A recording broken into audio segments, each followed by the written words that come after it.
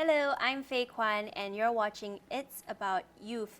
The UN's annual climate conference, COP28, will take place in Dubai this year, beginning November 30th. Hundreds of delegates from Malaysia are expected to attend. And here to discuss more on this with me is Jasmin Irisha, the Climate and Environment Program Officer at UNICEF, and Eqram Mustaqeem, who is a member of the Capacity Building Working Group at the Malaysian Youth Delegation. Thank you for joining me on this show, both of you. It's a pleasure to have you on. Now, I've mentioned earlier, Malaysia will host hundreds of delegates at COP28 this year. Jasmin, what sort of contributions do you expect our delegation to contribute to negotiations and discussions this time around? Thanks, Faye, for your question. I think it's really important to recognize when you say hundreds of delegation, who is meant by that. So in terms of context, who will be attending COP, there will be many stakeholders involved, particularly from Malaysia. The main one being the main stakeholders is called the party delegation, which means our country negotiators that will be representing Malaysia. Other stakeholders involve NGOs, civil society organizations, and this can be interest groups such as the business, trade, youth, and even the indigenous communities. Other than that, you also have a large representation from the media and also the UN. And to really address your question on what is expected by the country's delegations, and we could expect that the country will reaffirm their commitments to the Paris Agreement. With this being said, is that they should really bring forward their commitments based on the nationally determined contributions, the NDCs, which is the country's commitment to the United Nations Framework Convention of Climate Change. And within our NDCs, it is stated a 45% carbon intensity reduction that we would be committing unconditionally, and this is an increase of a 10% based on our previous submission. Another 2 points in relation to that is to really emphasize the aspiration in meeting the net zero greenhouse gas emission as early by 2050, the reduction of it, and also maintaining at least 50% of our forest cover. An important thing to note from a Malaysian stance and point of view is the principle of equity and the principle of common but differentiated responsibilities. This means that every country contributes to climate change, but they will all face the consequences very differently depending on geographical location where you're at in the world. And this is very important for Malaysia to note and Malaysia to really pursue in terms of its commitments. Besides the negotiations part of it, the other one is the Malaysia Pavilion, where Malaysia will be hosting in the Blue Zone. And this one in particular will bring various stakeholders convening and discussing about Malaysia's priorities and commitments in relation to the climate change negotiations. So there's quite a lot to look forward to there. Eqram, how about you? What do you think Malaysia brings to the table this time? Okay, thank you, Faye, for inviting MYD to the discussion table. So MYD has done a lot of good work on climate diplomacy in general. And thank you for inviting me as well and having me on the show. So if you talk about nationalistic pride, you definitely want Malaysia to contribute as much as possible to the discussion and what's going on at COP28. And honestly, that's my expectation as well. We should go there, we should be gung-ho, we should be brave, we should do as much as possible to safeguard the interests of the climate, while as well protect our national interests as well. But I think it's important to take note, COP itself is a political event. It's a discussion between countries. Even though the topic is about climate change, it really is about diplomats making agreements between each other and act on those agreements and act on the implementation of the agreements.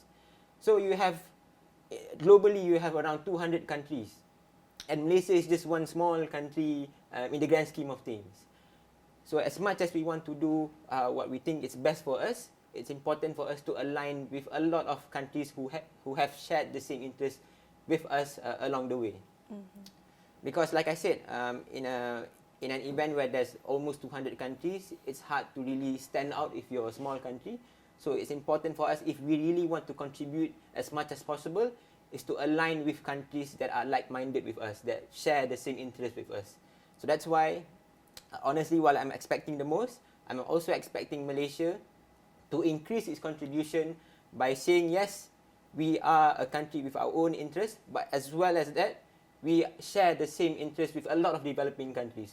So I want Malaysia, which we have done historically, to show leadership in the developing country front, showing that Malaysia, even though we are developing, we are capable in negotiating with these developed countries, these rich countries, the UK, the US, the EUs of the world, and showing that we have our own stance in climate change and we have our own commitments, and there should be an equitable approach towards climate commitments. And I'll get back on that later. So yeah, I'm looking forward for Malaysia to contribute the most as it can, but also I'm looking forward for Malaysia to team up and do something that's more collective in its effort, so that we can get the best bargaining chip possible in a huge diplomacy circle such as COP28. Really ensuring that our voice is heard on an international stage. Now, both of you will be there to witness these discussions ongoing, as both of you will be delegates heading to Dubai. Jasmin, how would you assess the significance of the youth voice when it comes to international climate negotiations such as COP28? Thanks, Faye. I think to address this question, I would take a step back to COP27 to look ahead at COP28, because one of the outcome of COP27 is the Sharm el-Sheikh implementation plan. And this plan, inside it, really constitutes the recognition of the importance of children's participation. Now, what does this mean? It means that there is a line within the plan that states that parties, to include children and youth, in participation for the process of designing and implementing climate policy and action. This means that they should be meaningfully engaged, not just tokenized, but really involved in the process of designing and decision making in terms of climate change policies and plans. It is really important to center the youth voices in the aspect of intergenerational equity, which means that really putting forward the focus for our future generation, the generation now and beyond. And while this plan is being announced last year, I would just want to recognize that the COP space has been dominated by young people increasingly in the past couple of years. There is a body which is called YOUNGO, a constituency body that is affiliated with the UNFCCC, a formal youth body which really elevates and also brings forward the process of young people participation within the formal space. And I'm relaying this to you is to also for the audience to take note that there are mechanisms that are in place to include young voices within the formal negotiations. I think also just to add on towards that point, there is really a strong need to include young people and youth in the country's delegation when it comes to training youth climate negotiators. And we've seen this happening already within other countries such as Sweden, Palau, and Timor-Leste. But there is an urgent need to increase this momentum and also for other countries to follow suit and also take a step in right direction to include young people formally in the process, whilst recognizing that there is a need for us to build capacity of young people so that their voices are holistically represented and trained when it comes to bringing forward topics relating to the climate negotiations.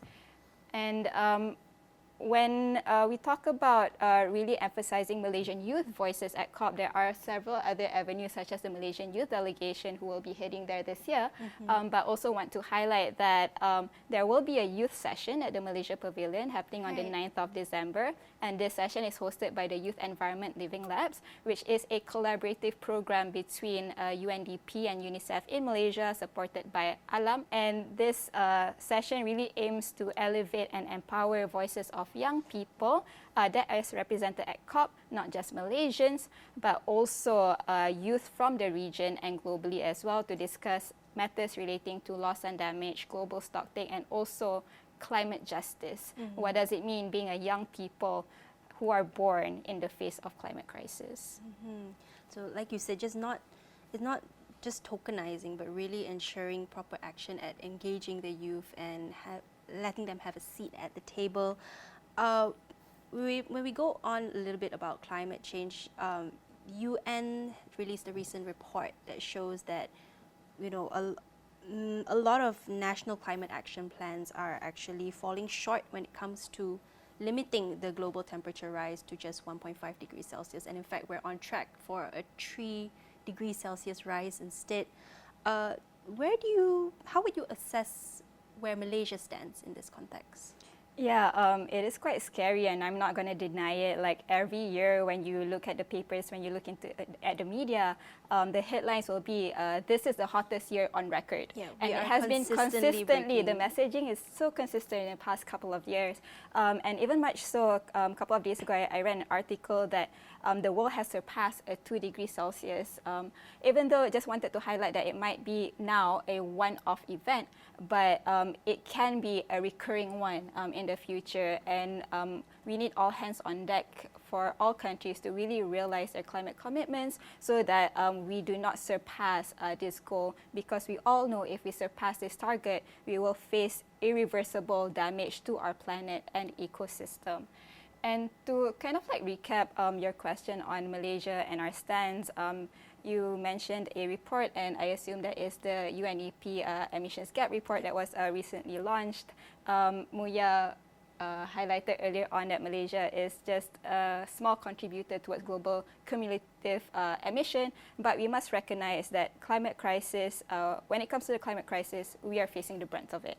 And not all countries face the consequences of the crisis equally. Some countries are more disproportionate and vulnerable than the others. Mm-hmm. And Malaysia has been experiencing now the monsoon season with intense rainfall.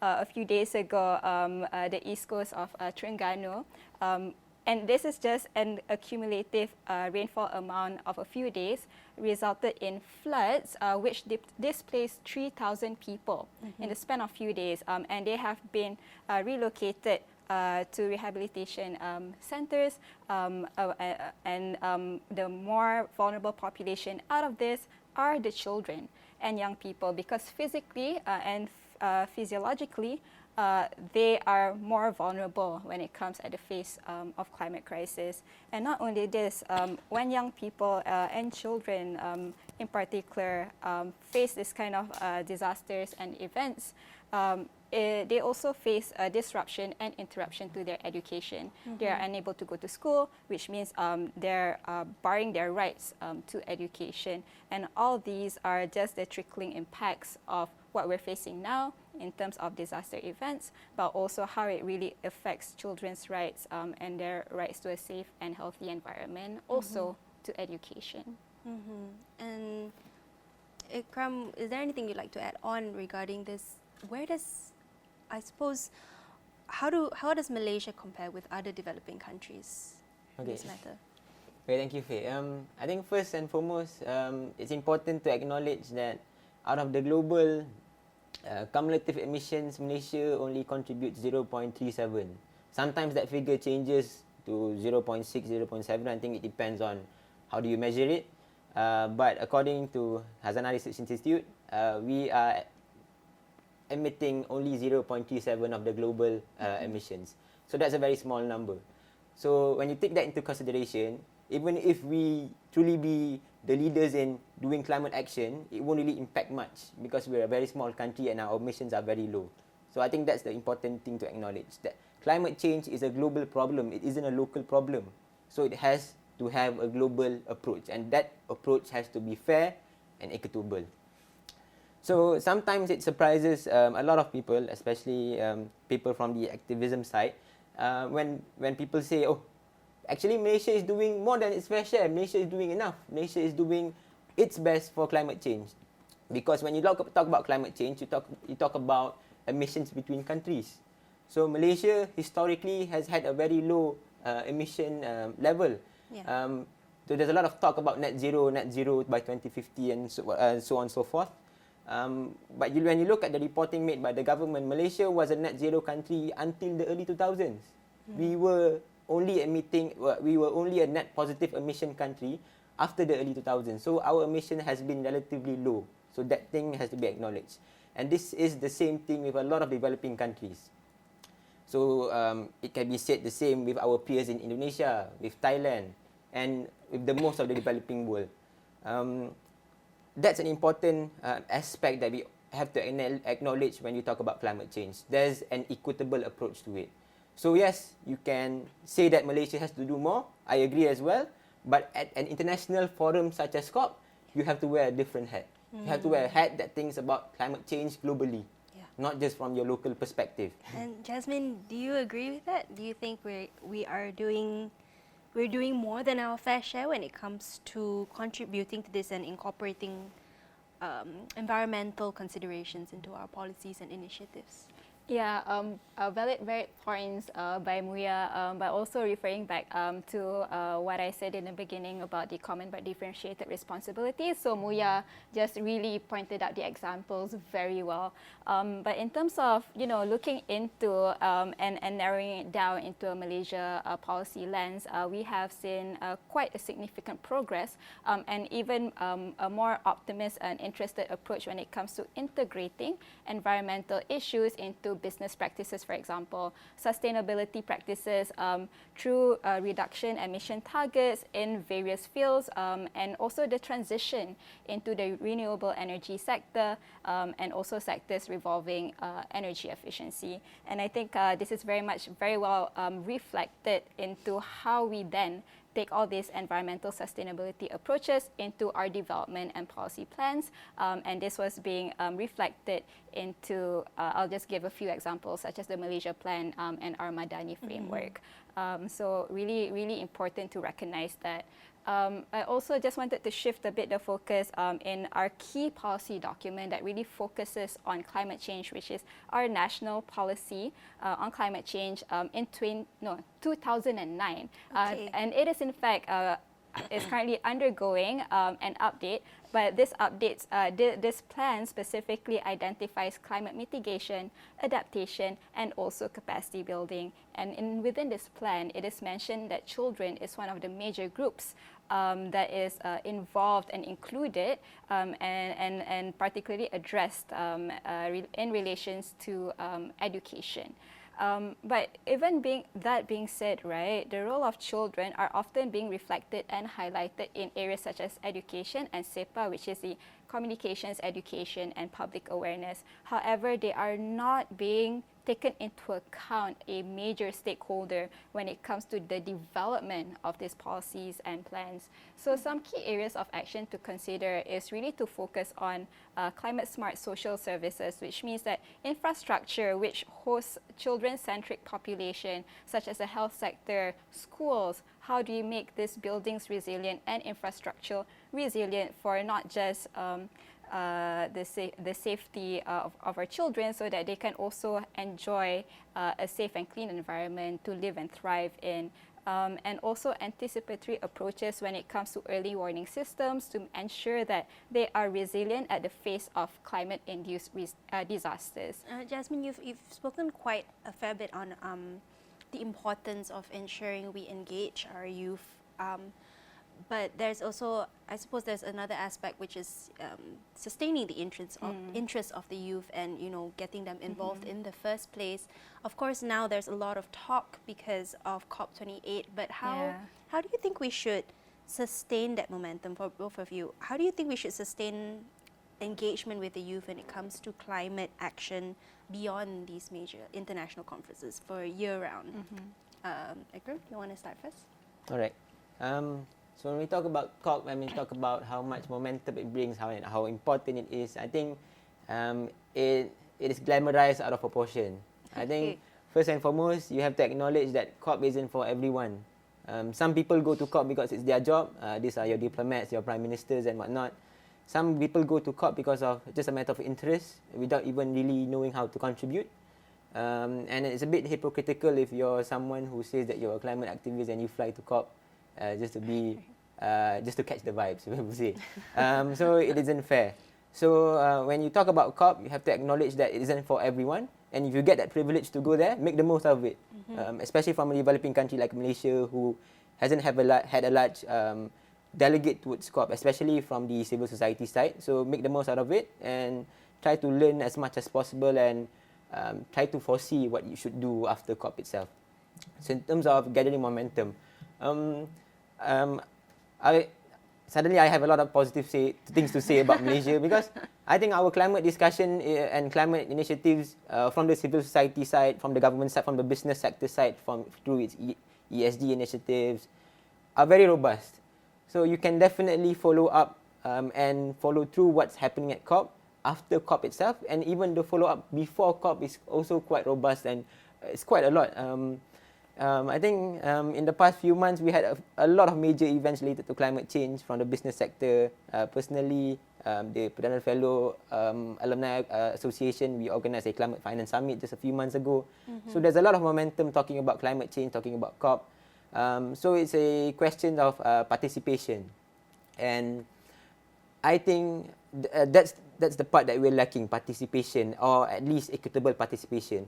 A lot of these climate events, climate discussions are all oriented in English, in bahasa Inggeris, which I think is a good thing because it makes the discussion easily accessible by people outside the country.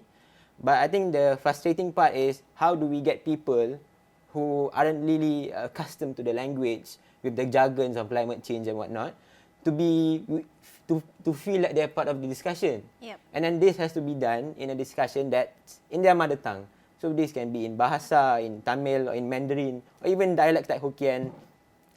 So you have to make it universal, the message. So once you make it that way, only then you can truly say, okay, there's momentum after COP because there's a lot of participation. Because why? Because everyone is allowed to participate because there's no barriers towards participation. What we're looking right now is a climate scene that is very contingent, very focused, very lopsided to the top people who are familiar with English, familiar with the discussions, have been privileged enough to be part of these discussions. What I want and what Malaysia should have is a discussion about climate change that's universal, that everyone is allowed to be part of. It's just a matter of option for them because there's no barriers towards it. So that is the best way to, I think, to maintain momentum after COP. And something that's not so urban-centric, right? Yeah, Assuming definitely. reaching out to the urbans and also to Sabah and Sarawak. Jasmine, anything to add on? Yeah, I'd like to add on. I really enjoy your enriching points because your last point on de-jargonizing climate terms, because it's just so overwhelming, you know, all these abbreviations, all these short forms for the long things that we're discussing about. And when you go to the COP space, these are terms that are just being thrown around and people understand. But when you kind of cascade that down at a country level, or even like in communities, they have no idea what it means. When we talk about GST at COP, it's not the GST that we think it is, it's the global stock take, right?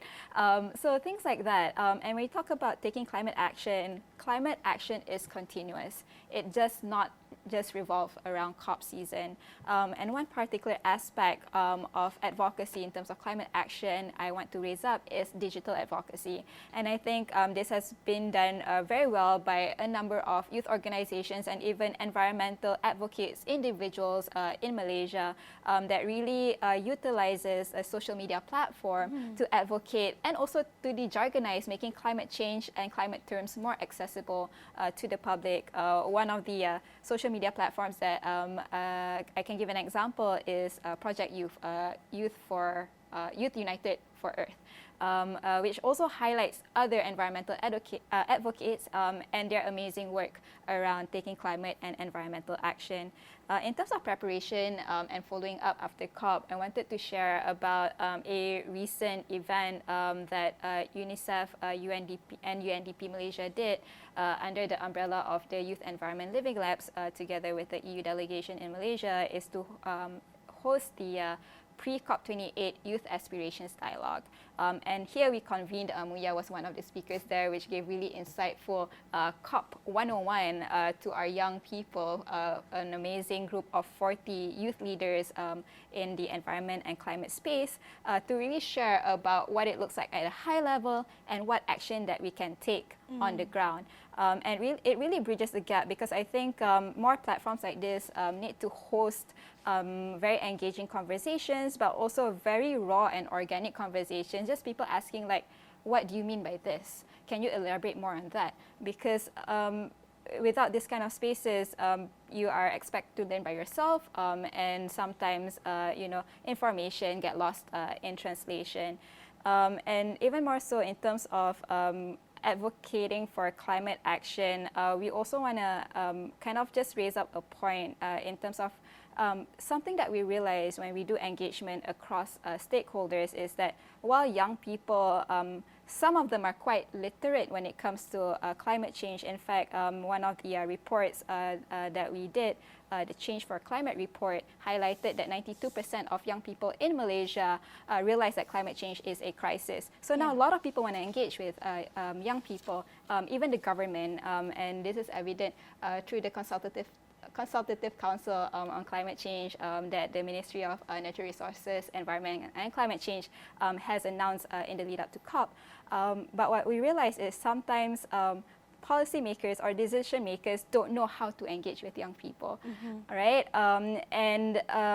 This is something perhaps we should be opening up a more space on in terms of consultation and to really engage meaningfully and facilitate. This is where our organization comes in to facilitate this kind of discussions to bridge the gap between young people and also the policymakers. All right, thank you so much, both of you, for sharing your insights on the show today. I've been speaking to Jasmin Irisha from UNICEF and Eqram Mustaqeem from the Malaysian Youth Delegation. You've been tuning in to It's About Youth with me, Faye Kwan. Thanks for watching and see you next time.